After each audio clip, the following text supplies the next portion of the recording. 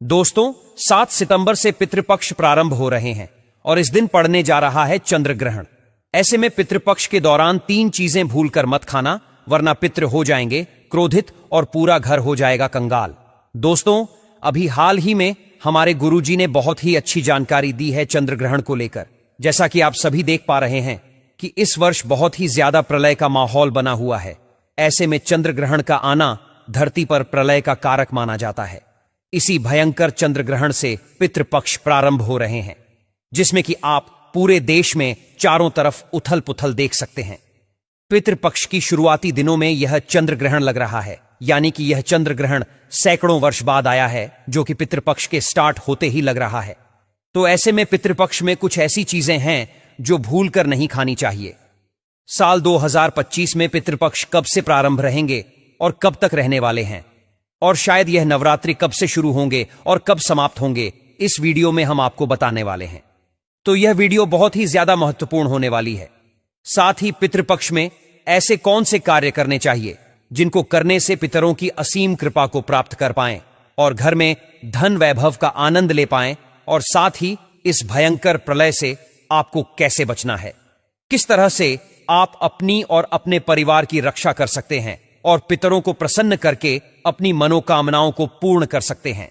संपूर्ण जानकारी आज आपको इस खूबसूरत वीडियो के माध्यम से प्राप्त होने वाली है। तो निवेदन है कि 5 मिनट का समय आज आप इस वीडियो को जरूर से दीजिएगा, क्योंकि यह वीडियो आप लोगों के लिए बहुत ही महत्वपूर्ण है। जो हमारे गुरुजी ने बताया वह आज इस वीडियो के माध्यम से हम आपको बताने जा रहे हैं। तो इस खूबसूरत से चैनल को सब्सक्राइब जरूर से कर दीजिएगा और कमेंट बॉक्स में अपना नाम और राशि डाल दीजिएगा, ताकि हम राशि अनुसार आपका भाग्य देखकर आपको आपके भाग्य से जुड़ी हुई जानकारी बता सके। दोस्तों, हिंदू पंचांग के अनुसार भाद्र मास की पूर्णिमा तिथि पर पितृपक्ष प्रारंभ हो जाते हैं, जो कि अश्विनी मास की अमावस्या तक, जिसे सर्वपितृ अमावस्या के नाम से जाना जाता है, उस दिन तक यह चलते हैं। ऐसे में आपको कौन सी चीजें खानी चाहिए और कौन सी चीजें नहीं खानी चाहिए, क्या करना चाहिए, क्या नहीं करना चाहिए, संपूर्ण जानकारी आपको प्राप्त होने वाली है। जैसे कि आप सभी को बता दें कि 7 सितंबर रविवार से पितृपक्ष आरंभ होने वाले हैं, जो कि 21 सितंबर दिन रविवार को ही समाप्त होंगे, और उसके बाद शारदीय नवरात्रि का प्रारंभ हो जाएगा। साल 2025 में 22 सितंबर सोमवार से शारदीय नवरात्रि का प्रारंभ होगा। तो दोस्तों, बच्चे, बूढ़े, जवान सभी इस पितृपक्ष के दौरान कुछ ऐसी गलतियां हैं जिनको भूल कर ना करें और कुछ सावधानियों को जरूर से बरसें। दोस्तों, मान्यता है कि मृत्यु के देवता यमराज श्राद्ध पक्ष में पितरों को मुक्त कर देते हैं, ताकि वे अपने परिजनों से मिलकर के तर्पण ग्रहण कर सके। पितृ जो होते हैं वह आपके जीवन में कल्याण करने वाले होते हैं। पितृ नाराज होने से घर में बहुत ही ज्यादा भयंकर से भयंकर परेशानियों का सामना आपको करना पड़ता है। भाद्रपद की पूर्णिमा पर पितृ धरती पर आ जाते हैं और 16 दिन तक धरती पर ही रहते हैं और श्राद्ध तर्पण पिंडदान ग्रहण करते हैं। दोस्तों, सर्वपितृ अमावस्या की रात्रि को जब पितृ चले जाते हैं तो आपको बहुत सारा आशीर्वाद देकर जाते हैं। अगर आप उनके स्वागत में कोई कमी नहीं छोड़ते, उनके आदर में कोई कमी नहीं छोड़ते, तो पूरे साल धन वैभव की कभी कोई कमी नहीं आती। साथ ही वंश वृद्धि की आपको जो है आशीर्वाद प्राप्त होता है। 16 दिन के इन पितृपक्ष के दौरान कुछ ऐसी गलतियां हैं जिनको भूल कर ना करें, और कुछ ऐसे काम हैं जिनको जरूर से करना चाहिए। 16 दिनों में पितरों की आत्मा की शांति के लिए पिंडदान, श्राद्ध, तर्पण कर्म किए जाते हैं। तो पितरों के लिए श्राद्ध से कुछ समर्पित करना ही श्राद्ध कहलाता है। यह 16 दिन पितरों को प्रसन्न करने के साथ साथ उनकी कृपा और आशीर्वाद को लेने का सबसे खास दिन माना जाता है। दोस्तों, जैसा कि आप सभी जानते हैं, पितृपक्ष के दौरान कोई भी शुभ और मांगलिक कार्य नहीं किए जाते। शास्त्रों में पितृपक्ष के कई नियम बताए गए हैं। अगर आप उन नियमों का सही विधि और विधान से पालन करते हैं तो आपको कभी जीवन में पितृदोष नहीं लगता और ना ही कभी पितृदेव नाराज होते हैं। पितृपक्ष के दौरान शुभ मंगल कार्य करने के साथ कुछ ऐसी चीजें भी होती हैं जिनका सेवन करने से पितृपक्ष के दौरान अगर आप भूलकर भी कर लेते हैं तो आपके पितृ आपको कंगाल होने का अभिशाप दे देते हैं। दोस्तों, इसीलिए आज का वीडियो महत्वपूर्ण होने जा रहा है। इसीलिए आज 5 मिनट का समय जरूर से इस वीडियो को दीजिएगा। पितृपक्ष में ब्राह्मणों को भोजन कराया जाता है, पंचबलि दी जाती है। शास्त्रों में कुछ ऐसी चीजों के बारे में बताया है जिन्हें पितृपक्ष के दौरान भूल कर भी नहीं खाना चाहिए। ऐसी चीजें खाने से न केवल पितृ नाराज होते हैं, बल्कि घर में भी कई सारी परेशानियां आ जाती हैं। इस दौरान आपको इन चीजों का सेवन नहीं करना चाहिए। ब्राह्मणों को भी इन चीजों का भोग लगाना नहीं चाहिए। दोस्तों, ऐसे में हम जानते हैं कौन सी ऐसी चीजें हैं जिनका पितृपक्ष के दौरान सेवन करना वर्जित माना गया है, जिनको पितृपक्ष के दौरान पितरों या ब्राह्मणों को भोजन में भूलकर शामिल नहीं करना चाहिए, ताकि आपके जीवन में कोई भी दोष ना लगे। आगे बढ़ने से पहले अगर आपने अभी तक हमारे चैनल दिव्य ज्योति को सब्सक्राइब नहीं किया तो जरूर से कर लीजिएगा। और हां, जितने भी भक्त इस वीडियो को देख रहे हैं, इसे अपने तक सीमित न रखते हुए शेयर जरूर से कीजिए। अधिकतर आप लोगों ने सुना होगा कि पितृपक्ष के दौरान वही भोजन बनाएं जो पितृ या ब्राह्मणों को भोग लगाएं। पितरों को पसंद आता है वही भोजन आपको उनकी आत्मा की शांति के लिए बनाना चाहिए। परंतु ऐसे में हम क्या करते हैं कि कुछ गलतियां कर देते हैं। अधिकतर घरों में लोग गलतियां कर ही देते हैं। लोगों के पूर्वजों को लहसुन प्याज पसंद होता है, तो जब वे भोजन बनाते हैं तो उसमें प्याज और लहसुन डालते हैं और पूर्वजों के पसंद के हिसाब से भोजन बनाकर ब्राह्मण को वह भोजन देते हैं।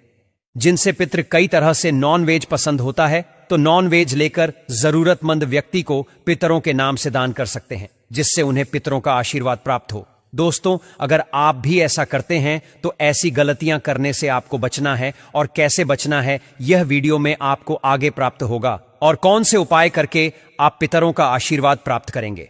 शास्त्रों की माने तो पितृपक्ष के दौरान लहसुन, प्याज, मीट, अंडे का सेवन कभी नहीं करना चाहिए। पितरों के भोजन में भी इन चीजों का शामिल नहीं करना चाहिए। के शास्त्रों के अनुसार विष्णु और महालक्ष्मी जी को पितृदेव कहा गया है। पितरों का भोजन, श्राद्ध, तर्पण, पिंड दान सबसे पहले भगवान विष्णु और माता लक्ष्मी जी ही स्वीकार करते हैं।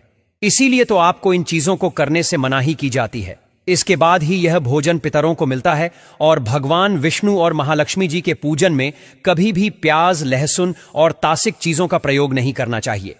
दोस्तों, इतना ही नहीं, आप सभी की जानकारी के लिए बता दें कि जब हमारे पितृ धरती पे आते हैं, उनका सम्मान अगर आप अच्छे तरह से करते हैं तो वह खुशी खुशी आपको आशीर्वाद भी देकर जाते हैं। परंतु हमारे जो शास्त्र है उनमें कुछ ऐसी चीजें हैं जिनको कभी भी आपको जल्दी से पितृपक्ष के दौरान घर में प्रयोग करना तो दूर, उन्हें घर में लाना भी नहीं चाहिए। इसीलिए इस बात का ध्यान रखना है। दोस्तों, श्राद्ध पक्ष के दौरान पितरों के निमित्त जो भोजन बनाएं या ब्राह्मणों को भोजन कराने के लिए जो भी भोजन बनाएं, वह आपका प्याज, लहसुन के बिना ही बनाना चाहिए। पितरों के नाम से ऐसा भोजन अगर आप किसी जरूरतमंद व्यक्ति को दान देते हैं, पितरों के निमित्त जो भोजन बनाया गया है, अगर वह बिना प्याज लहसुन के होता है तो वह शुद्ध भोजन की श्रेणी में आता है, और ऐसा भोजन आपको आपकी मनोकामनाओं को पूर्ण करने का आशीर्वाद पितरों से दिलाता है। परंतु गलती से अगर आप इन सामग्रियों को अशुद्ध कर देते हैं तो घोर पाप लगता है। पितृदेव क्रोधित हो जाते हैं। ध्यान रखें, पितृपक्ष के दौरान आप भी प्याज, लहसुन और तामसिक चीजों का भूलकर इस्तेमाल ना करें। शराब का सेवन घर में बिल्कुल ना करें। दोस्तों, पितृपक्ष के दौरान बासी भोजन ना करें। 16 दिनों में बासी भोजन शैतान को प्राप्त होता है, और पितृपक्ष के दौरान ना ही बासी भोजन करना चाहिए और ना ही किसी को देना चाहिए। अगर किसी जरूरतमंदी व्यक्ति को अगर आपके द्वार पर आया है, उसे बासी भोजन देते हैं, तो शास्त्रों में ऐसा कहा गया है कि पितृपक्ष के दौरान जब पितृ किसी भी रूप में आपके द्वार पर आते हैं और आप ऐसे में उनको बासी भोजन देते हैं, तो पितृ आपको अपना श्राप देकर जाते हैं, जिससे भयंकर पितृदोष लगता है। तो इस बात का विशेष ध्यान रखना है। भोजन जब भी आप करते हैं, जिस तरह से आप भोजन करते हैं, ठीक वैसे ही भोजन आपको सामने वाले व्यक्ति को देना चाहिए। दोस्तों, पितृपक्ष के दौरान अपने खुद के लिए वस्त्र नहीं खरीदने चाहिए। इन 16 दिनों में वस्त्रों का दान कर सकते हैं, परंतु अपने लिए वस्त्र खरीदना भी हमारे शास्त्रों में वर्जित माना गया है।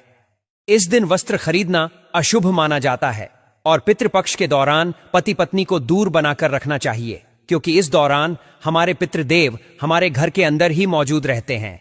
अगर आप ऐसा करते हैं तो पितृ नाराज होकर चले जाते हैं और घर में कभी वापस नहीं आते हैं, जिससे कि आपके वंश वृद्धि में परेशानियां आ जाती हैं, रुकावटें आ जाती हैं। इन 16 दिनों के अंदर खुशी खुशी पितरों का स्वागत करें, उनका आशीर्वाद प्राप्त करें। और दोस्तों, पितृपक्ष में पितरों का भोजन बनाते समय भोजन में चावल, दाल, रोटी बनाएं। पितरों के लिए सदैव पक्का भोजन बनाएं। पूरी, कचौरी, पराठे इत्यादि बनाएं, हलवा, पूरी बनाएं, खीर आदि बनाएं। पितरों को खीर पसंद आती है। खीर बनाकर हमें पितरों का ढेर सारा आशीर्वाद लेना चाहिए। आप ऐसे में स्वयं भी दाल, चावल, रोटी आदि खा सकते हैं, परंतु पितरों को यह चीज ना दें। लेकिन याद रहे, पितरों को जो भोजन बनाएं, ब्राह्मणों को जो भोजन कराएं, वह पक्का ही भोजन हो। जैसे कि पूरी, खीर, मूंग की दाल, कचौड़ी, जलेबी, ऐसी चीजों का भोग लगाएं। लेकिन याद रहे, पितृपक्ष के दौरान घर में मसूर की दाल नहीं खानी चाहिए, ऐसा हमारे शास्त्र कहते हैं। दोस्तों, मसूर की दाल के अलावा पितृपक्ष के दौरान काले नमक, काले जीरे का सेवन भी नहीं करना चाहिए और ना ही ब्राह्मण भोजन में इन चीजों को शामिल करना चाहिए। पितृपक्ष के दौरान मूली, लौकी, खीरा और सरसों जैसे साग को बिल्कुल भी नहीं खाना चाहिए। श्राद्ध पक्ष में इन चीजों को खाना और खिलाना दोनों ही वर्जित होते हैं। श्राद्ध पक्ष के दौरान पितरों के भोजन में नींबू नहीं डाला जाता। आप स्वयं नींबू का सेवन कर सकते हैं, लेकिन पितरों के भोजन में, ब्राह्मण भोजन में नींबू ना डालें। पितृपक्ष के दौरान कोई तांत्रिक क्रियाएं भी की जाती हैं, इसीलिए इस दौरान दूध, दही या सफेद खाद्य पदार्थ जैसे कि सफेद रंग की मिठाई, बर्फी इत्यादि का सेवन नहीं करना चाहिए। लेकिन हां, यह चीजें आप अपने घर में ही बनाकर खा सकते हैं। अगर कोई आपको इन चीजों को देता है तो आपको पितृपक्ष के दौरान ऐसी चीजें कभी किसी से नहीं लेनी चाहिए। दोस्तों, पितृपक्ष के दौरान गाय के दूध का सेवन करने से बचना चाहिए, खास तौर पर वह गाय जिसने हाल ही अपने बच्चे को जन्म दिया हो। ऐसी गाय के दूध का सेवन भूलकर भी ना करें। पितृपक्ष के दौरान खीर अवश्य ही बनाई जाती है और खीर का पितरों को, ब्राह्मणों को भोग लगाया जाता है। इसलिए आप पितृपक्ष के दौरान दूध से ही खीर बनाकर उसका भोग लगाकर प्रसाद के रूप में उसे ग्रहण कर सकते हैं, लेकिन खाली दूध का सेवन न करें। दूध का सेवन न करें और पितृपक्ष के दौरान खड़ी बनाना और खाना भी वर्जित होता है। बात का विशेष ध्यान रखना चाहिए। पितृपक्ष के दौरान आपको कुलथे की दाल का भी सेवन नहीं करना चाहिए। ध्यान रखें, पितृपक्ष के दौरान आप पितरों के लिए जो भोजन बनाएं, उस भोजन में आप तिल अवश्य ही डालें। पितृपक्ष में जो पितरों का भोजन बनाएं, ब्राह्मणों को जो भोजन कराएं या पंचवली लगाएं या किसी भी जरूरतमंद व्यक्ति को पितरों के नाम से भोजन दें, उस भोजन में थोड़े से काले तिल अवश्य ही डालें। शास्त्रों के अनुसार जिस भोजन में काले तिल होते हैं वह भोजन पितृ ग्रहण करते हैं, लेकिन जिस भोजन में काले तिल नहीं होते उसे भूत पिशाच ग्रहण करते हैं। इसीलिए इस बात का विशेष ध्यान रखें। दोस्तों, पितरों के भोजन में काले तिल डालकर ही आप पितरों को भोग लगाएं। काले तिल भूत पिशाचों से श्राद्ध के भोजन की रक्षा करते हैं, इसलिए इस बात का विशेष ध्यान रखें। पितृपक्ष के दौरान गलती से भी अपने पड़ोसियों का भोजन भी कभी नहीं खाना चाहिए। पितृपक्ष के दौरान उधार कभी किसी से पैसे ना तो लें और ना ही किसी को दें। ऐसा करना भी अशुभ माना जाता है। इससे उल्टा कर्ज का बोझ और बढ़ जाता है। दोस्तों, पितृपक्ष में कोई भी ऐसा कार्य ना करें जिससे हमारे पितृ नाराज हो जाएं। आप थोड़े से ही प्रयास से पितरों को प्रसन्न कर सकते हैं। दोस्तों, गरुड़ पुराण के अनुसार ऐसे कौन से व्यंजन हैं जो आपको पितरों के लिए बनाने चाहिए? सबसे पहला है दूध और चीनी से बनी खीर। जी हां, पितरों के लिए अगर आप बहुत सारे व्यंजन ना बना पाए या आपकी परिस्थिति इस अनुकूल ना हो, तो पितरों की तृप्ति के लिए आपको दूध और चीनी से बनी खीर अवश्य बनानी चाहिए, जिसमें सूखे मेवे डालकर पितरों को परोसे। इस व्यंजन से उन्हें सबसे ज्यादा आनंद मिलता है और वे प्रसन्न होकर आपके द्वार से लौटते हैं। दूसरी, कद्दू की सब्जी। गरुड़ पुराण के अनुसार कद्दू की सब्जी पितरों को बहुत अधिक प्रिय होती है। कद्दू एक सात्विक व्यंजन है जो श्राद्ध प्रसाद में अक्सर परोसा जाता है। अगर आप भी श्राद्ध का भोजन बना रहे हैं तो कद्दू की सब्जी अवश्य बनाएं और पितरों का आहन करते हुए उन्हें अर्पण करें। तीसरा है शुद्ध घी की रोटी। जी हां, शुद्ध घी से बनी रोटी अवश्य बनाएं और अपने पितरों को याद करते हुए एक रोटी कौए को और 2 छोटी छोटी रोटियां बनाकर गाय और कुत्ते को खिलाएं। इनसे पितृ जिस भी रूप में धरती पर उपस्थित होंगे वे तृप्त होंगे, आपको अवश्य आशीर्वाद प्रदान करेंगे। चौथा बात करें तो पीली मूंग दाल और सफेद उड़द की दाल, इन दोनों दालों के विषय में हमारे गरुड़ पुराण में बताया गया है, जिसमें 2 दालों से बने वाले व्यंजन, चाहे वह मीठे हों या नमकीन, पितरों के लिए बनाने चाहिए। अगर आप उनकी श्राद्ध तिथि पर यह दालें बनाते हैं तो उनको बहुत ही ज्यादा खुशी होती है और आपको उससे लाभ प्राप्त होता है। इसके अलावा आलू, गेहूं से बनी पूरी, मीठी गुड़ की रोटी, केसर वाले चावल, काले चने, बेसन से बनी चीजें पितरों के लिए बनाई जाए तो पितृ प्रसन्न होकर उन्हें ग्रहण करते हैं। दोस्तों, इस दिन कैसा भोजन बनाना सर्वश्रेष्ठ माना जाता है जिसे हम ईश्वर का भोग लगाते हैं, उसे हम छोंकते या उसे झूठा नहीं करते। ठीक उसी प्रकार हमें पितरों का भोजन भी उन्हें अर्पण करने से पहले छोंकना नहीं चाहिए, ना ही झूठा करना चाहिए। भोजन बनाने से पहले आपको पूरी तरह से शुद्ध होना जरूरी है। बिना स्नान आपको पितृभोजन नहीं बनाना चाहिए, और जो स्त्री मासिक धर्म में हो उस वक्त भी उन्हें पितृभोजन को नहीं बनाना चाहिए। पितृभोजन बनाने से पहले रसोई घर को गंगा जल से, और यदि गंगा जल ना हो तो साधारण जल छिड़क कर पहले स्वच्छ कर लेना चाहिए, और उसके बाद भोजन बनाने से पहले ओम पितृदेवाय नमः या ओम वासुदेवाय नमः इन मंत्रों का उच्चारण करके ही भोजन बनाना आरंभ करना चाहिए। अब देखिए कैसा भोजन पितृपक्ष के दौरान बनाना चाहिए और कैसा भोजन पितृपक्ष के दौरान नहीं बनाना चाहिए। चलिए हम आप लोगों को बता देते हैं। देखिए, श्राद्ध पक्ष पर अपने घर में मांसाहारी भोजन ना पकाएं, क्योंकि पैतृक में प्रवेश के पश्चात पितरों का भोजन सात्विक ही माना जाता है। इसलिए श्राद्ध या भोजन में तामसिक व्यंजन का प्रयोग कदापि नहीं करना चाहिए। केवल सात्विक व्यंजन ही उनके लिए भोजन में बनाने और खिलाने चाहिए। तामसिक व्यंजन के साथ प्याज, अदरक, लहसुन का प्रयोग नहीं करना चाहिए। इन पदार्थों का प्रयोग भोजन में करने से पितृ भोजन ग्रहण नहीं कर पाते और वे भूखे रहते हैं, जिसकी वजह से वे आपको अभिशाप देते हैं। पितृ भोजन में ज्यादा तेज मसाले का प्रयोग नहीं करना चाहिए। जितना हो सके भोजन को मीठा और सात्विक बनाना चाहिए, जिससे पितर उन्हें आसानी से ग्रहण कर पाए। यह एक सबसे महत्वपूर्ण बात हम आपको बताना चाहेंगे कि हम भोजन तो परोस देते हैं या उनका भोग पितरों की तस्वीर पर लगा देते हैं या कोई गाय कुत्ते को भी खिला देते हैं, किंतु हम भोजन के साथ जल अर्पण करना भूल जाते हैं। तो सबसे जरूरी है जल अर्पण करना। पितरों को आप भोजन ना भी अर्पण करें, किंतु जल का अर्पण पितृपक्ष के पूरे महीने में यानी कि 16 दिन तक जरूर करें, जिससे कि पितृ प्यासे ना रहें, और पैतृक में जो पितृ जाते हैं तो वह प्यासे ना जाएं और प्रसन्न होकर जाएं। अपने पितृ को भोजन खिलाकर संतुष्ट जरूर करना चाहिए।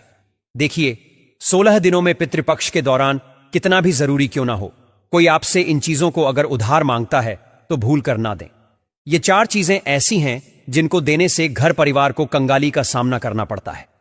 अगर आपके घर पितृ आपके घर का त्याग कर देते हैं तो वह रुष्ट हो जाएंगे, तो आपको पितृदोष लगेगा, जिसकी वजह से घर में कंगाली आती है। भगवान शिव से प्यार करते हैं तो कमेंट बॉक्स में ओम नमः शिवाय जरूर लिख दीजिए। दोस्तों, पितृपक्ष के समय में उधार देना या लेना हर व्यक्ति के जीवन में जरूरी सा हो जाता है। कोई किसी को उधार देता है तो कोई किसी से उधार लेता है। इस बात के लिए उन्हें उनके जीवन में अच्छी चीजें वापस प्राप्त हो सके, तो इसकी वजह से उधार देते हैं। तो कुछ व्यक्ति सामाजिक सरोकार निभाने के लिए उधार देते हैं। लेकिन दोस्तों, क्या आप जानते हैं, खास तौर पर पितृपक्ष के दौरान अगर आप ऐसा करते हैं तो आपके जीवन में कंगाली विद्यमान हो जाती है। इसीलिए कम से कम पितृपक्ष के दिनों में तो ऐसा ना करें। अब बात करें सबसे पहली चीज पितृपक्ष पर। सबसे पहली चीज तो यह है कि अपने पूर्वजों से जुड़ा धन या किसी भी प्रकार की कोई चीज आप किसी भी व्यक्ति को ना दें। जैसे कि हमारे बुजुर्गों द्वारा दिया गया कोई चांदी का सिक्का या रुपया, पैसा, या फिर आशीर्वाद के तौर पर दी गई कोई कीमती चीज या कोई धार्मिक वस्तु या किसी भी प्रकार की कोई निशानी और भगवान से जुड़ी पूजा की सामग्री आप भूल कर भी किसी को उधार ना दें। दान के तौर पर कभी ना दें, क्योंकि माना जाता है कि अगर आप इस प्रकार की सामग्री दूसरे व्यक्ति को दे देते हैं तो आपके पूर्वज नाराज हो जाते हैं और बुजुर्ग द्वारा मिला आशीर्वाद खत्म हो जाता है। इससे पितृदोष लगता है और आपको वह नहीं प्राप्त हो पाता जो आपके पूर्वज यानी आपके पितृ जो आपके लिए करने वाले थे। तो सबसे पहले आपको इस बात का जरूर से ख्याल रखना चाहिए कि बुजुर्गों द्वारा कोई सम्मान में मिली चीज कभी किसी को ऐसे ही नहीं देनी चाहिए। इसे हमेशा अपने पास रखें। बुजुर्गों द्वारा सम्मान में मिली चीज सोना हो, चाहे हीरा हो, मोती हो, चांदी हो, कुछ भी हो, उसे बर्बाद ना करें।